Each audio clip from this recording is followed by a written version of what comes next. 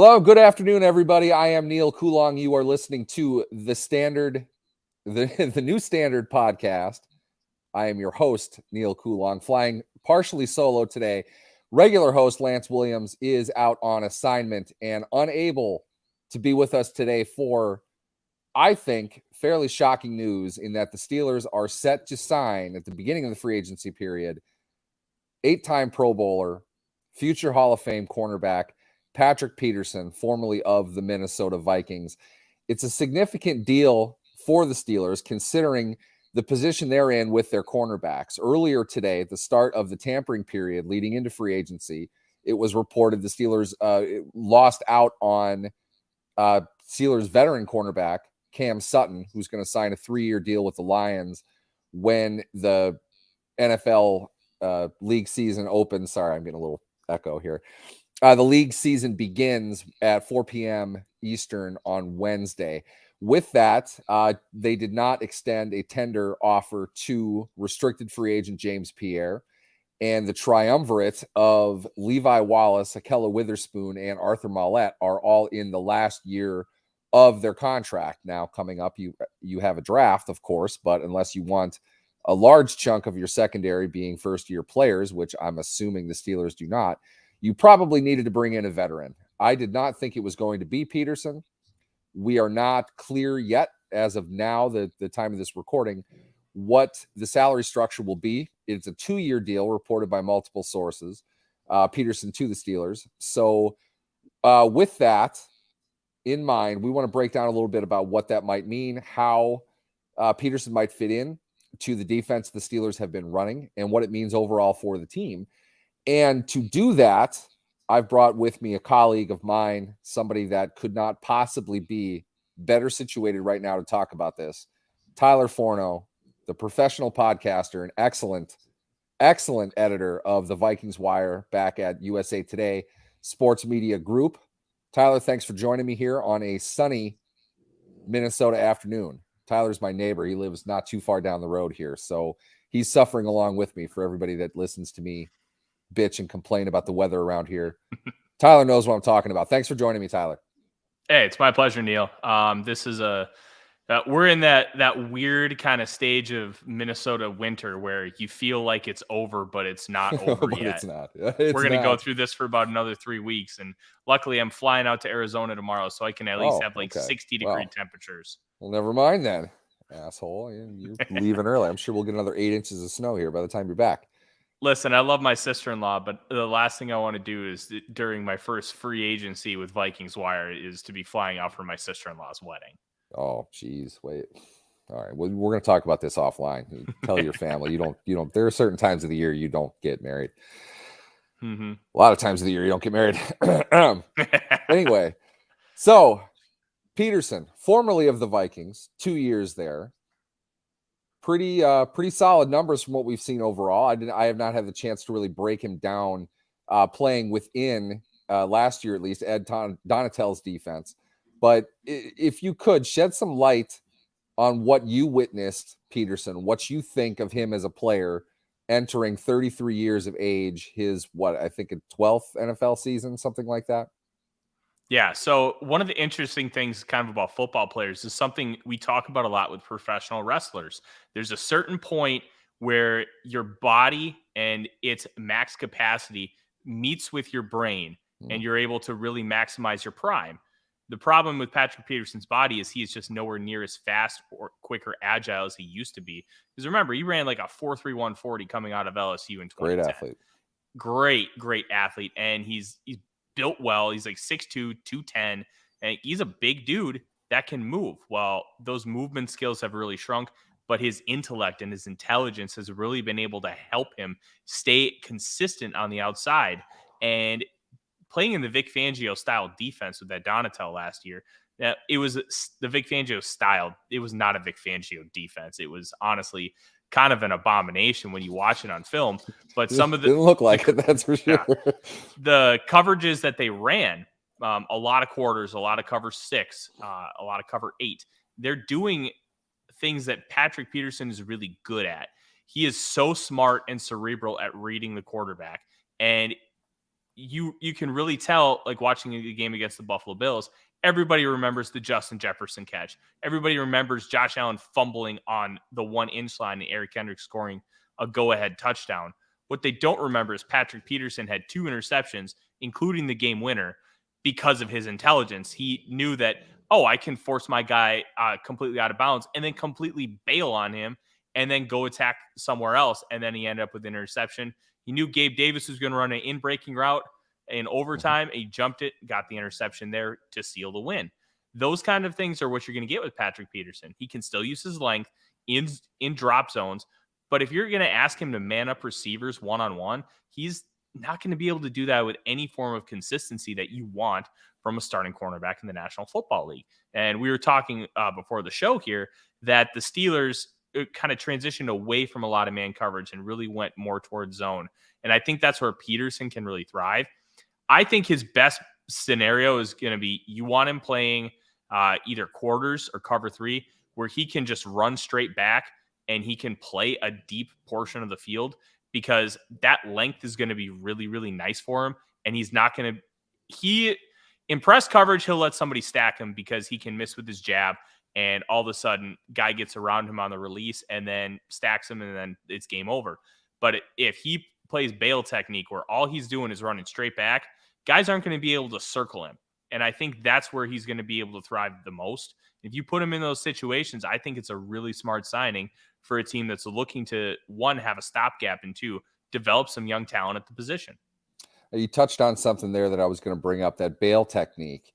I could see them wanting to do that a lot because in my opinion, I saw in particular Steelers cornerback Levi Wallace struggled with that quite a bit last season. Can you take us through a little bit what that means exactly? Explain to the audience here what a bail technique is. So bail technique is essentially you want to make sure that no matter what, the receiver doesn't get behind you. So if you're playing like press technique, you're going to be up at the line of scrimmage. You're going to want to get your hands on them and prevent them from really getting off the line of scrimmage cleanly and making them earn every inch. With bail technique, you want to have at least like a 5-yard head start, and you basically just flip your hips and you run straight back. Like you don't completely turn your body. So you do like a half turn. It's almost like looks like you're shuffling down the field, but you're running. And just make sure that the receiver cannot stack you. And if you don't know what stacking is, it's basically like, hey, you've got the wide receiver and a cornerback. The wide receiver basically just does a semicircle around the corner, gets right around him, and then starts running straight. So gets on by top running of him and goes. Yep. Just think of what Randy Moss did to corners for a decade in the NFL. That's stacking a receiver. I was just thinking of me in coverage when I played. I learned that term well. They wouldn't. Oh, that's what they're doing. Okay. They'd be able to stack me every other play. I'm as slow as molasses, but at least I have the height to go to match that.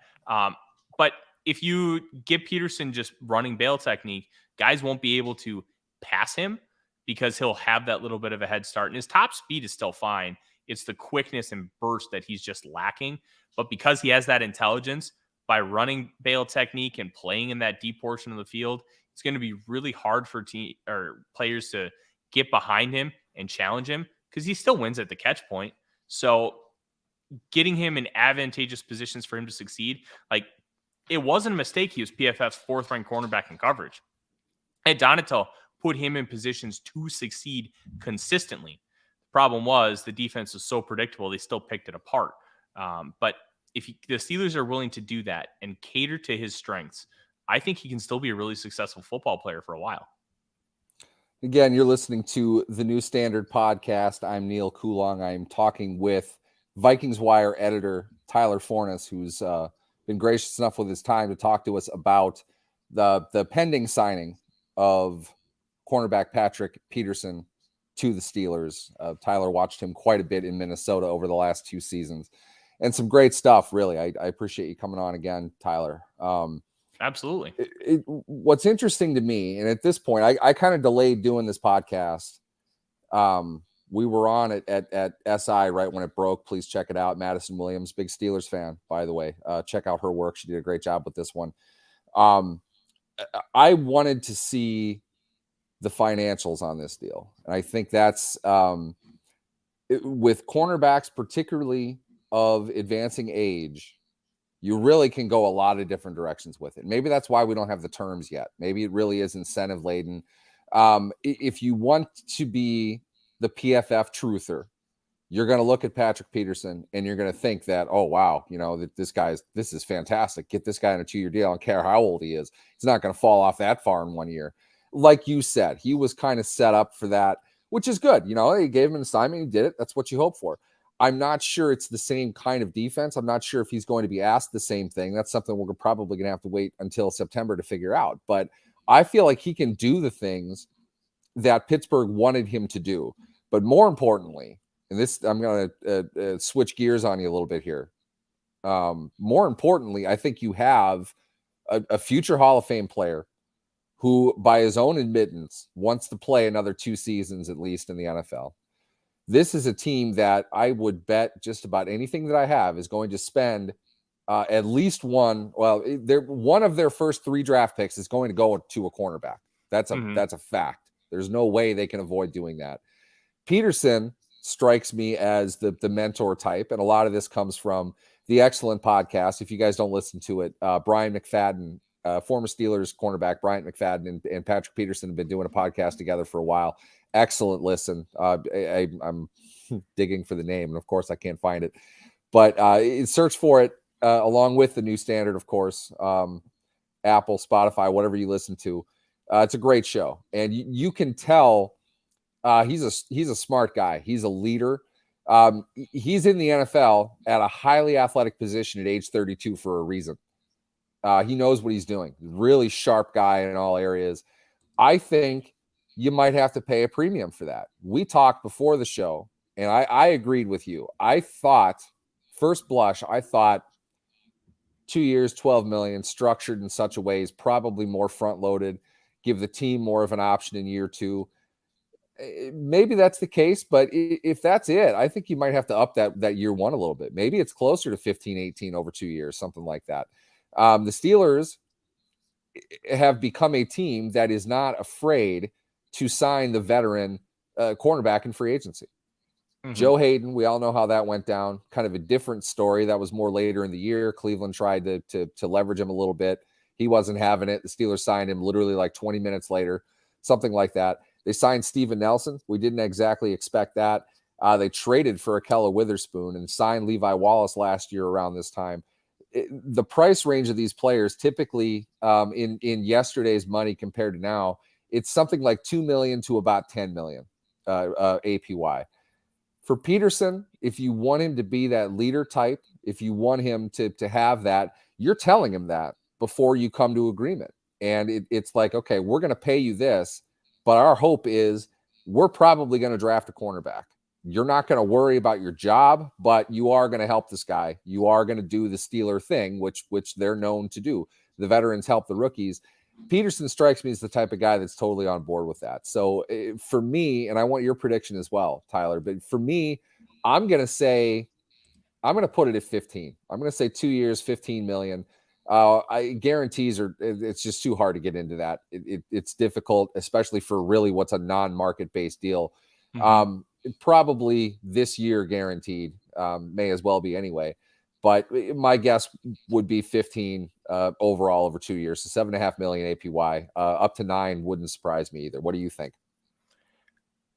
I think that if you're going to do 2 years, 15 million, I don't know how the Steelers would like to structure their contracts very well, obviously, because I don't cover the team, but I would assume there's probably a void year on there to really spread out some of that cap hit. You think year 2 would be a void? No, I think year 3. I think there would be a third year added on there, and that would be a void.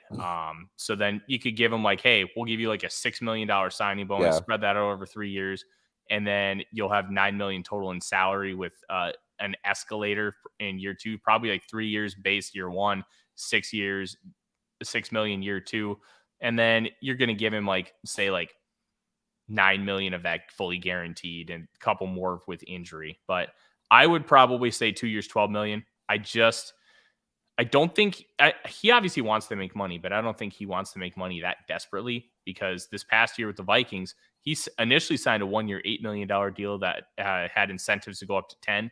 And then the next year, he signed a 1-year, $4 million deal. Then he was hurt a bit that year, though. The Vikings had probably a little bit of leverage on him at that point. First injury, well, no, 2019 he missed some time. 2021, you could see at his age missing as much time as he did. It wasn't a ton. It was like 4 or 5 games, but enough to say, well, we're not going to give you a raise on this. And he earned it. But I agree with you. That's what's so interesting about this. I can see arguments for the high and the low, and I'm not really sure where the team would have ended up. This is the part of the interview where I hope to talk about the dollar amounts that they gave him, but they haven't released it. So I think that's interesting. I think we would have heard about it by now. Not from the team, but I just covered on the Sports Illustrated breaking news desk, I don't know, what felt like 30, 35 signings today. Pretty sure all of them had dollar amounts attached to them. This was the one. So I will say this. I don't know if you caught it, because instead of breaking news like they probably should have been, or trying to get sources, the entire Vikings beat was listening to the live podcast, All Things Covered with McFadden and Peterson. Yeah. And one, it's a tremendous listen. Those two, they're great. They don't care. They're just going to talk ball, and they're going to be honest. And I really appreciate that kind of candor. But one thing that Peterson said, he did confirm it was a 2-year deal, but they're still working out micro specifics, and that's why what I mean. This is going to be really heavy in incentives, whether we get the specifics on those or not. Yeah, a lot of it is going to be tied to, we're going to try to get year 2 done with this deal. That's probably what he wanted. What he wanted. Chris Thomason of the Pioneer Press reported that the Vikings were only willing to go 1 year, and the Steelers probably gave him a little bit more money up front. So to me, if you're talking a veteran presence on a Vikings team that's probably going to make moves in their secondary as well, you're looking at, I don't want to say nickels on the dollar, but how much money could the Steelers have possibly given him that the Vikings wouldn't have? So I'm not sure how large this is of a contract. It's interesting. We'll figure it out. Just to answer a question, because this was brought up as a segment from our show this morning, which you can go back and listen to. Not even entirely outdated, except for this part, addressing what I had said earlier on what a big signing would be.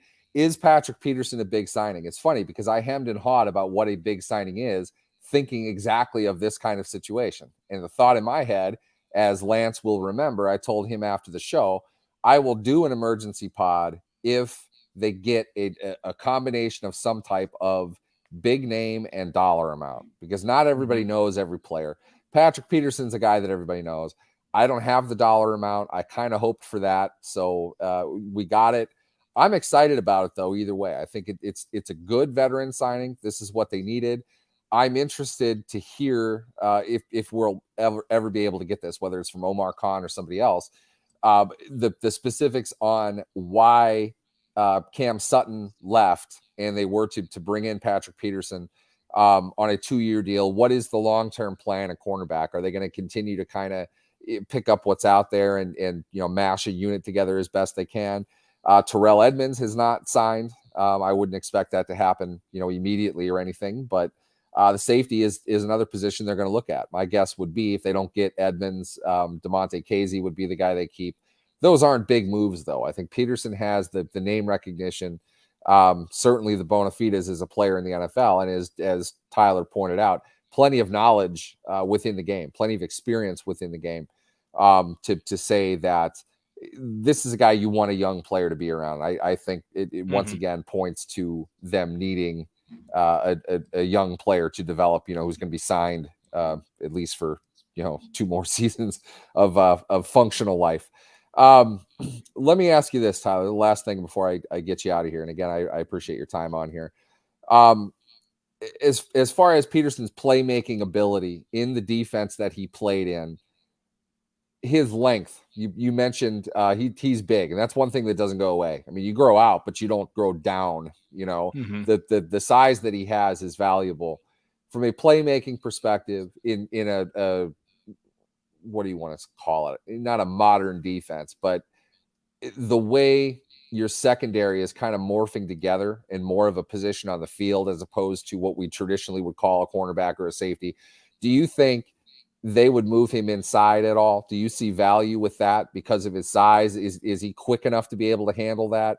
I want to say no in a way, but at the same time, a cover 3, you might go inside or outside. Playing Bale on the outside, you don't need the high level speed. Like you mentioned, he's probably not going to have.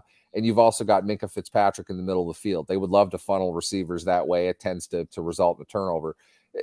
Athletically, do you think he can move around, or is he set in one spot in this defense? I don't think you want to put him on the inside. Now, if you're going to do a lot of cover 3 where he's basically just going to run to the flat, I think you could probably get away with it. I would not want him playing man coverage on the inside. He is not quick enough. Still has decent straight line speed.